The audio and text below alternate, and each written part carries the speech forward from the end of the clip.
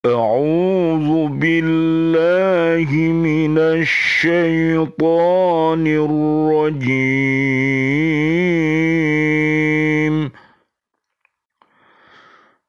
بسم الله الرحمن الرحيم.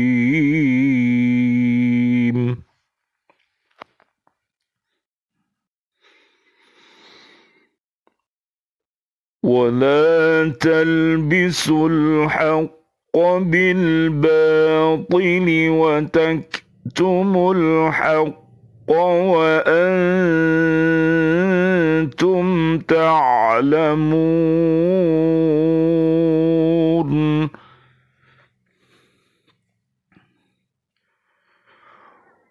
وأقيموا الصلاة وآتوا الزكاة واركعوا مع الراكعين.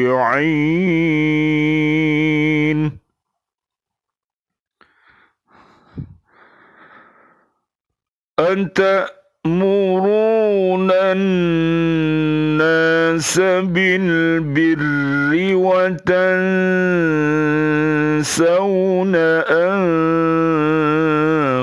أنفسكم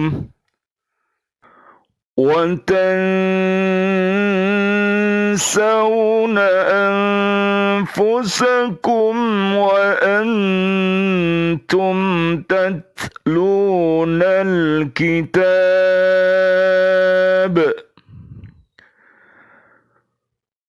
أفلا تعقلون. صدق الله العظيم. Dan janganlah kamu campur adukkan kebenaran dengan kebatilan. Dan janganlah kamu sembunyikan kebenaran sedangkan kamu mengetahuinya. Dan laksanakanlah salat, tunaikanlah zakat, dan rukuklah beserta orang yang rukuk. Mengapa kamu menyuruh orang lain mengerjakan kebajikan, sedangkan kamu melupakan dirimu sendiri, padahal kamu membaca kitab Taurat? Tidakkah kamu mengerti? Maha benar Allah dengan segala firman-Nya dan Dialah yang Maha Agung. Surat kedua namanya Al-Baqarah, ayat 42, 43, dan ayat 44. Bismillah, alhamdulillah, assalatu wassalamu ala rasulillah. Ashhadu an la ilaha illallah wa ashhadu anna Muhammadar Rasulullah. Allahumma salli wa sallim wa barik ala sayyidina Muhammad wa ala alihi wa ashabihi ajma'in walhamdulillahi rabbil alamin. Bi'aunillah, bi'idnillah, biridhoillah. Alhamdulillah kami hadir kembali dari bumi Kota Baru Ndriorjo, Gresik, untuk menyapa diri-diri kita, keluarga besar kita, dan seluruh umat Islam untuk mencintai taubatan nasuha, dan mari kita menghindari jangan sampai kita ini menyembunyikan kebenaran. Karena ini sangat berbahaya apabila kita tidak mau bertaubat, tidak mau beristighfar, dan melaksanakan yaitu menyembunyikan kebenaran, maka pasti Allah akan menurunkan siksanya kepada kita. Oleh karena itu, marilah kita hindari segala perbuatan keji dan perbuatan mungkar, sebagaimana yang Allah firmankan di surat Al-Ankabut, surat ke-29 ayat 45. Ternyata dengan kita berhakko tilawati, berhakko tukoti, dan berhakko jihadi, kita akan dihindarkan oleh Allah Subhanahu wa Ta'ala dengan perbuatan yang namanya KM. Apakah itu KM? KM adalah keji mungkar. Itu yang harus kita jauhi, karena itu termasuk perbuatan fujur. Surat Asy-Syam ayatnya 8-10. Hindari fujur, marilah kita menjadi orang yang jujur, yaitu orang yang bertakwa. Dan marilah kita hindari pula, yaitu perilaku yang buruk, namanya KDFMM. Apakah itu? KDFMM itu adalah perilaku kufur, dolim, fasik, munafik, musyrik. Itu yang bisa menyebabkan kita tidak mau bertobat, berkekalan di dalam maksiat, ujung-ujungnya nanti segala kebenaran yang mestinya harus disampaikan malah disimpan, tidak disampaikan. Itu nanti akan dikekang di dalam api neraka, akan ditanya sama Gusti Allah, ilmu yang aku berikan dulu buat apa? Harta benda yang aku berikan dulu, dari mana kau dapatkan dan kemana engkau belanjakan, juga mau ditanya sama Gusti Allah. Oleh karena itu termasuk fisik kita, akal kita, nafsu kita, hati kita, semua akan ditanyakan oleh Allah Subhanahu wa Ta'ala pada saat kita kembali sowan kepada Allah Subhanahu wa Ta'ala.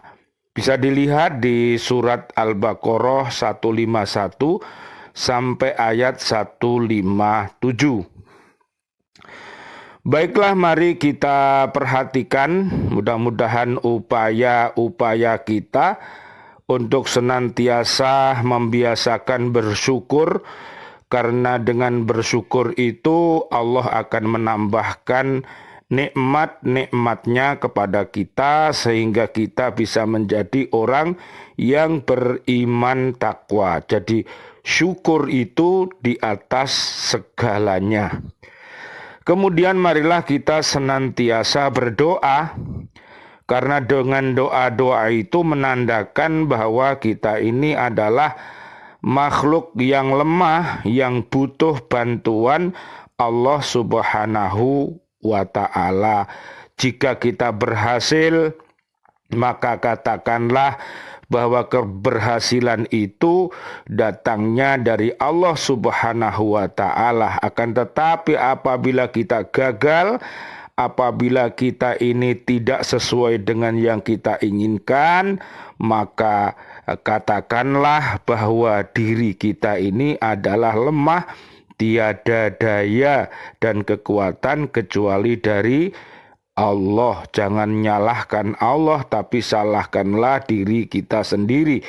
Surat Al-Kahfi ayat 39 dilihat nanti.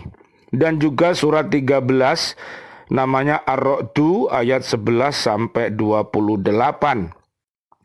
Dan mari kita beristighfar dan bertaubat, karena dengan solusi istighfar dan taubat nasuha itu, misalnya di surat 71 ayat 10 sampai 12, juga At-Tahrim ayat 6 sampai 8, ini ternyata tobat ini untuk mengatasi segala problematika hidup kita. Baik urusan hidup di dunia ini, urusan di alam barzah saat kita mau meninggal dunia nanti, dan saat kita dibangkitkan tobat ini termasuk amal yang utama. Oleh karena itu jangan sampai ditinggalkan. Bahwa para nabi dan rasul pun mengajari kita bertaubat. Misalnya Nabi Adam alaihissalam dan Ibu Hawa memohon ampunan kepada Allah dengan doa Rabbana dzolamna anfusana wa illam taghfir lana wa tarhamna lanakunanna minal khasirin. Amin ya rabbal alamin. Demikian juga teringat pesan indah dari ayah ibu kami yang ada di Bojonegoro, tepatnya ada di Desa Nglarangan, Kecamatan Kanor, Kabupaten Bojonegoro. Bapak Haji Sunawar dan Ibu Haja Sofiatun berpesan kepada keluarga besar kami agar senantiasa bersedekah. Jadi sebagaimana yang Allah firmankan di surat kedua ayat 260 sampai 274. Dengan adanya kita bersedekah sesuai dengan kemampuan kita, maka Allah akan menjadikan harta kita barokah, ilmu kita barokah, anak cucu kita barokah, dan barokah itu adalah tambahnya kebaikan demi kebaikan. Mudah-mudahan Allah Subhanahu wa Ta'ala menerima umroh kita, haji kita. Allahumma balik ziyarata Makkah wal Madinah birahmatika ya arhamar rahimin. Allahumma ja'al hajjam mabrura wa sya'yam mashkura wa dhanbam maghfura wa amalan salihan mutaqabbala. Rabbana taqabbal minna innaka antas samiul alim wa tub alaina innaka antat tawwabur rahim. Amin ya rabbal alamin. Untuk para haji, untuk para hajah, mohon diingat-ingat pesan Allah di Al-Baqarah ayat 197, hindari perbuatan RFJ, rofas, fusuk, jidal, dan tetaplah dalam iman dan takwa. Mudah-mudahan Allah Subhanahu wa Ta'ala menjadikan para hajah, para haji kita, hajah dan haji yang mabrur. Amin ya rabbal alamin. Bertobat dari sikap menyembunyikan kebenaran. Di antara dosa besar yang disinggung oleh Al-Quran agar dilakukan pertobatan darinya adalah dosa karena menyembunyikan kebenaran dan tidak menjelaskannya kepada orang lain. Bayangkan kalau kebenaran itu disimpan, tidak disampaikan, tidak diiklankan, maka banyak orang yang tidak tahu. Tapi kalau kebatilan banyak yang diiklankan, maka banyak orang yang sesat. Inilah dibutuhkan amar ma'ruf nahi mungkar.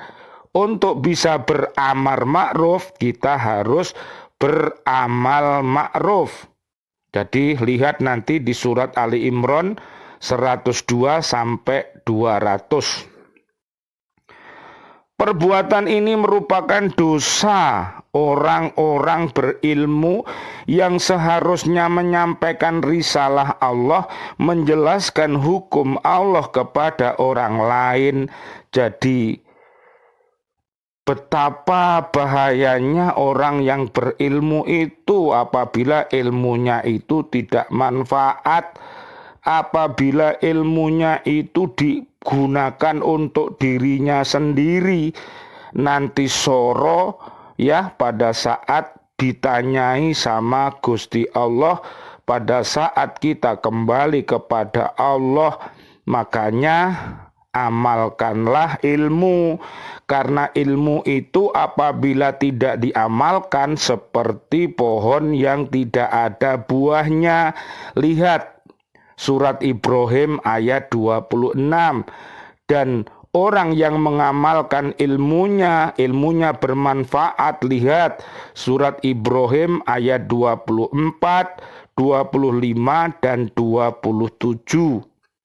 Saya doakan mudah-mudahan keluarga besar kita dan seluruh kaum muslimin dan kaum muslimat bisa punya ilmu yang bermanfaat dan mau mengajarkannya ilmu itu, karena Nabi Muhammad sallallahu alaihi wasallam, Allahumma sholli wa sallim alaih, memberikan pujian kepada orang-orang yang ahli ilmu, yang khair, dan para siswa-siswi, para mahasiswa, mahasiswi, pecinta ilmu itu. Makanya jadilah orang yang alim, jadilah mahasiswa-mahasiswi, para pelajar, jadilah pecinta ilmu, dan jadilah pendengar setia.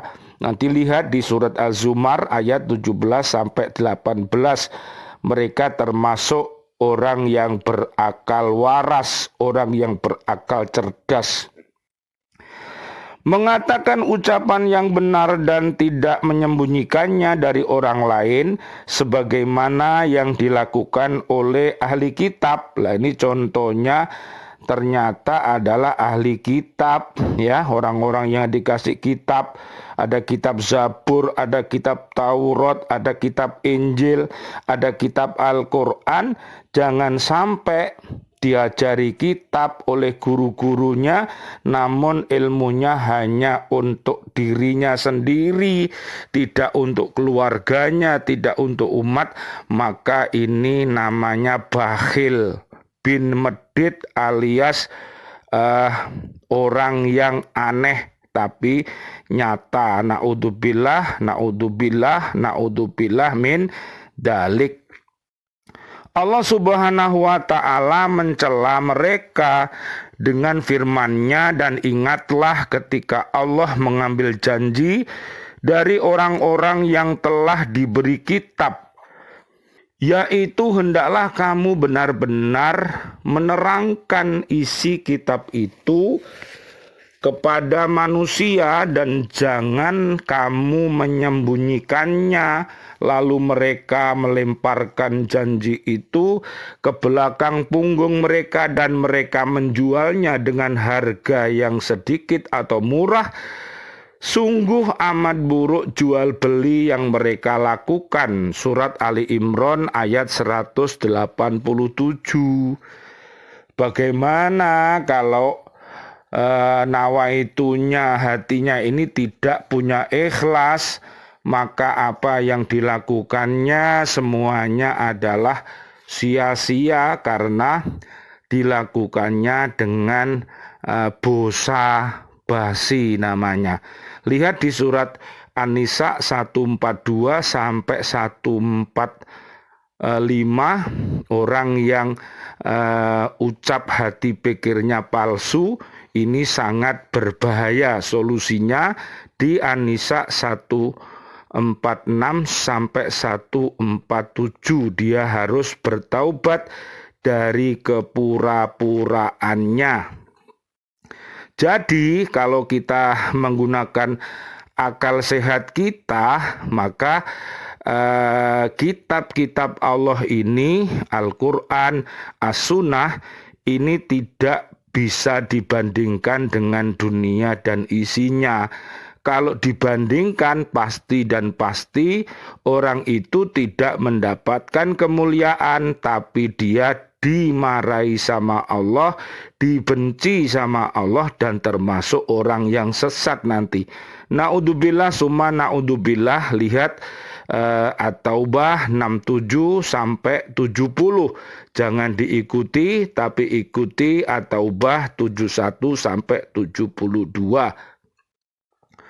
Orang ahli kitab tidak mau mengakui kabar gembira tentang datangnya Nabi Muhammad sallallahu alaihi wasallam, Allahumma sholli wa sallim alaih, yang diterangkan dalam kitab mereka. Bahkan mereka mengubahnya dan mengotak-atiknya sesuai dengan keinginan mereka demi untuk mendapatkan kesenangan dunia. Allah Subhanahu wa ta'ala berfirman, katakanlah, kesenangan di dunia ini hanya sebentar, dan di akhirat itu lebih baik untuk orang-orang yang bertakwa. Surat An-Nisa ayat 77. Dikiranya dunia ini adalah tujuan terminal terakhir, ternyata tidak. Ada alam roh, ada alam dunia, ada alam barzah, ada alam akhirat, ada surga dan neraka. Kesemuanya harus kita pahami, jangan sampai kita gagal paham. Nanti akhirnya suka nanya yang bahaya, welo-welo bahaya, malah ditanyakan apakah ini enggak bahaya ta? Nah, ini sebuah pertanyaan yang lucu. Wis karuan itu berbahaya, bahwa larangan-larangan Allah, segala bentuk perbuatan keji mungkar itu berbahaya, maka dia masih nanya-nanya lagi. Kalau tentang kebenaran juga begitu, jangan nanya, yakinlah bahwa seluruh kebenaran itu pasti benar dan akan mendapatkan pahala yang lebih baik. Surat 16, namanya surat An-Nahl ayat 97. Sesungguhnya orang-orang yang menyembunyikan apa yang telah diturunkan Allah, yaitu kitab, dan menjualnya dengan harga yang sedikit atau murah, mereka itu sebenarnya tidak memakan, tidak menelan ke dalam perutnya melainkan api, dan Allah tidak akan berbicara kepada mereka pada hari kiamat dan tidak mensucikan mereka. Bagi mereka siksa yang amat pedih. Mereka itulah orang-orang yang membeli kesesatan dengan petunjuk dan siksa dengan ampunan, maka alangkah beraninya mereka menentang api neraka. Surat Al-Baqarah ayat 174 sampai 175. Inilah yang namanya orang gagal paham itu. Lihat di Al-Baqarah 207 sampai 208, orang-orang yang mendapatkan mardotilah adalah orang-orang yang ikhlas, orang-orang yang al-mukhlasin, yang bisa Islam, iman, ihsannya kokoh, dan dia bisa menundukkan yang namanya langkah iblis. Jadi iblis pasti kalah apabila bertemu dengan al-mukhlasin.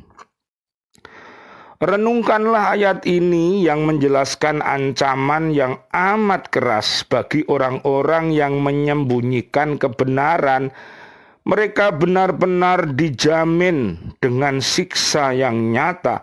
Mereka itu sebenarnya tidak memakan, tidak menelan ke dalam perutnya melainkan api dan siksa maknawi, dan Allah Subhanahu wa ta'ala tidak akan berbicara kepada mereka pada hari kiamat dan tidak mensucikan mereka. Jadi sulit orang yang tidak ikhlas itu, orang yang riya, orang yang munafik itu sulit untuk menjadi orang yang soleh solihah.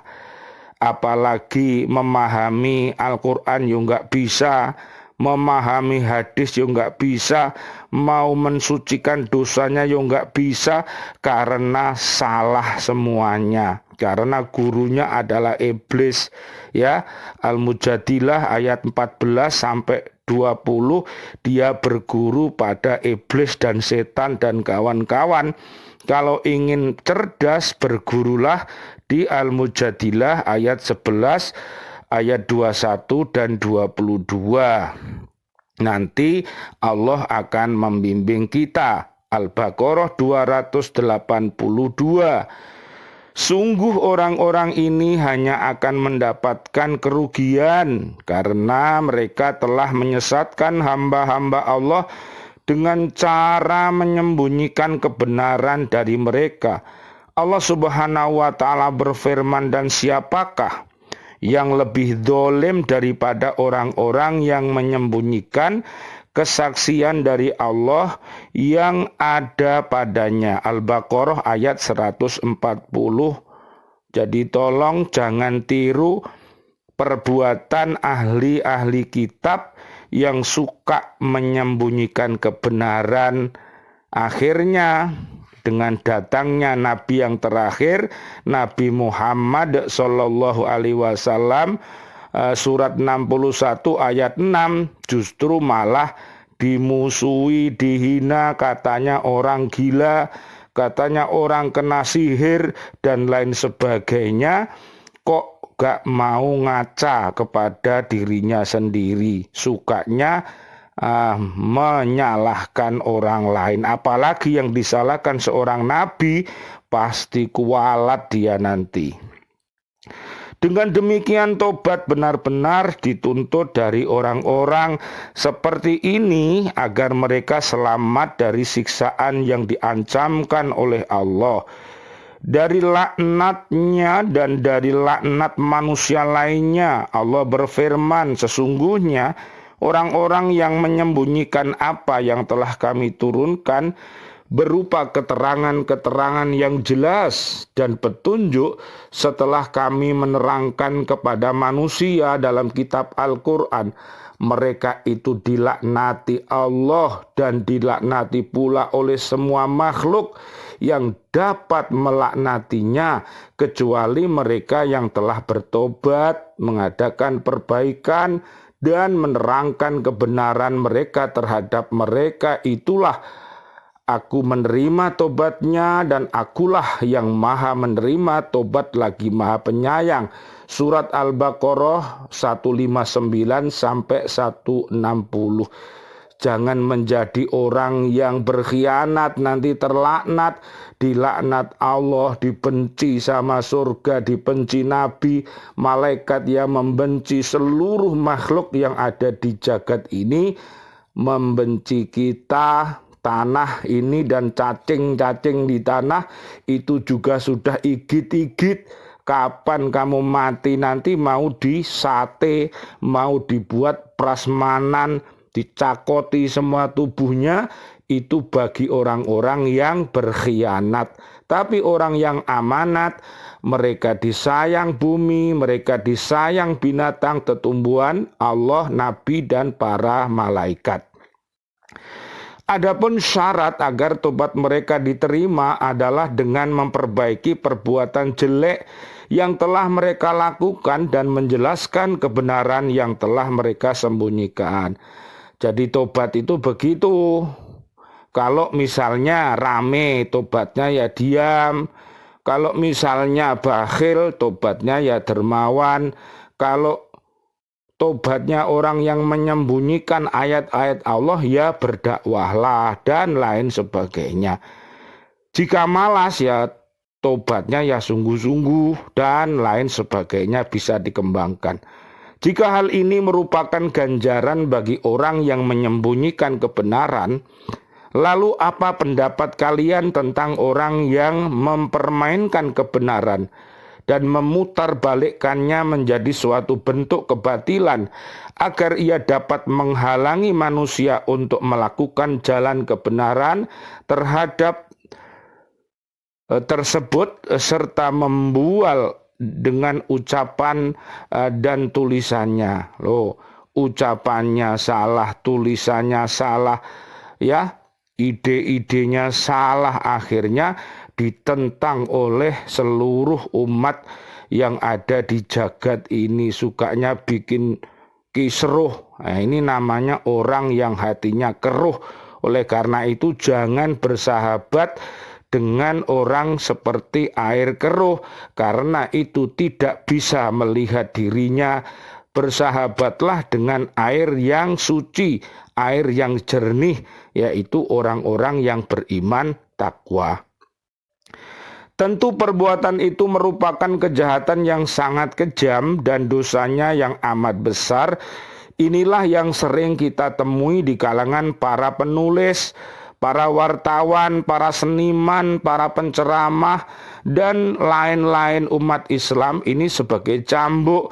Janganlah kita menyembunyikan kebenaran, tapi sampaikanlah dengan cara beramar ma'ruf nahi mungkar, kita akan selamat nantinya. Dan orang-orang semacam mereka yang dapat mengarahkan pola pikir manusia, kecenderungannya dan paradigmanya. Jadi mari kita ini di masa kemerdekaan ini, marilah kita membangun bangsa ini dengan pendidikan yang baik, dengan paradigma yang baik, dengan perilaku yang baik, sebagaimana yang telah dicontohkan oleh para pahlawan kusuma bangsa yang telah meninggalkan kita.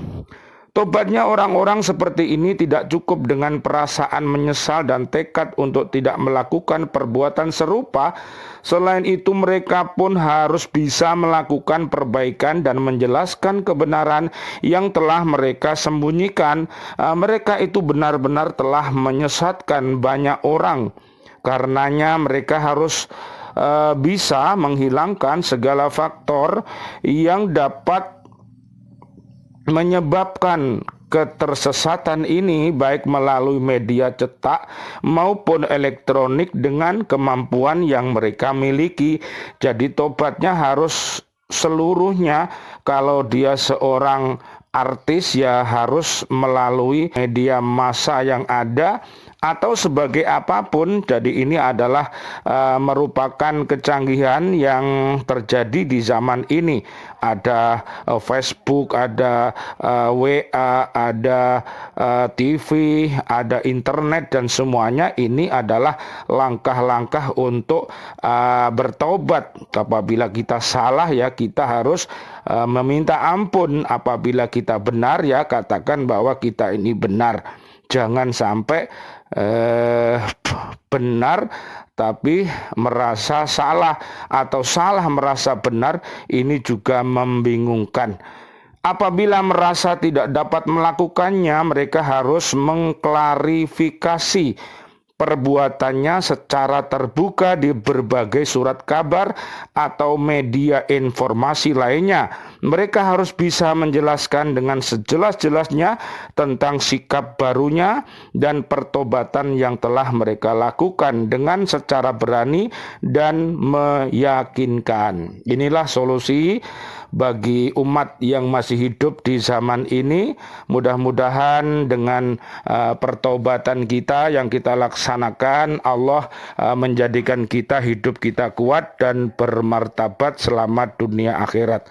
Amin ya rabbal alamin. Ya Allah yang Maha Rahman, ya Allah yang Maha Rahim, kami memohon kepadamu ya Allah, berikanlah kejayaan kepada seluruh kaum muslimin muslimat yang masih hidup, panjang umur bil barokah wa bi taatillah sihah wal afiyah, wafatkan kelak kami dalam keadaan husnul khotimah. Amin ya rabbal alamin. Dan doa-doa kami senantiasa untuk seluruh saudara dan saudari kami, kaum muslimin, kaum muslimat, kaum mukminin, kaum mukminat yang sudah wafat, wabil khusus keluarga besar di Pirus Biru, Kota Baru Ndriyorejo sekitarnya, Kabupaten Gresik, dan juga yang ada di Bojonegoro, di Sidoarjo, Surabaya, dan semua yang ada di bumi ini, para pecinta Al-Quran, para kiai, para ustadz, para habaib yang sudah wafat dalam keadaan beriman, presiden kami, menteri kami, para pahlawan kami, dan juga seluruh warga bumi ini yang wafat dalam keadaan beriman. Doa-doa kami senantiasa kami panjatkan. Mudah-mudahan Allahumma gfir lahum warhamhum wa'afihim wa'fu anhum. Allahumma anjilir rahmah wal magfirah wal ni'mah wal jannah. Rabbana atina fid dunya hasanah wa fil akhirati hasanah wa qina adzabannar. Amin amin ya rabbal alamin. Wal afu minkum. Wassalamualaikum warahmatullahi wabarakatuh. Waalaikumsalam warahmatullahi wabarakatuh.